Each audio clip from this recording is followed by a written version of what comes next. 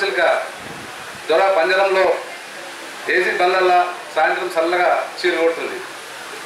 మల్లెపల్లి లాంటివి పల్లెలలో పడ్డాయి. దేశపతులు పోయి మొత్తం కూడా దిక్కు దివాణం లేకుండా ఎక్కడ బాగా వాచిపోయి ప్రజలకు దూరంగా ప్రజల ఆకాంక్షలకు ఎట్లా విరుద్ధంగా సాహిత్యాన్ని మలచాలని చూస్తున్న నేపథ్యం.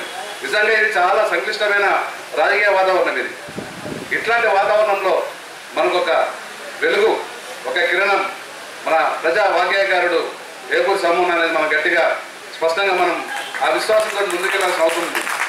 ఇప్పుడు ఆ రావుల రామచిలుకలు, దేశపతులు, మల్లెపల్లులు, పల్లేరులు ఇవన్నీ కూడా గడిచిన చరిత్ర.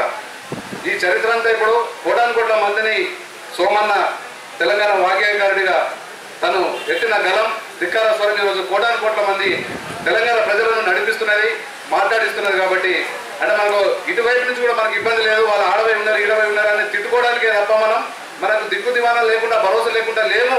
పాటలు ఆటలు కూడా అన్ని కూడా మనకు ప్రత్యామ్నాయ రాజకీయాలకు సరిపడా సాహిత్యం కూడా మనకు ఉన్నదన్న భరోసాతోటి తెలంగాణ ఇంటి పార్టీ శ్రేణులు ముందుకు సాగాలని చెప్పడానికే ఈ ప్రయత్నం అనేది అర్థం చేసుకోవాల్సిందిగా మీ అందరిని కూడా కోరుతాను. ఇప్పుడు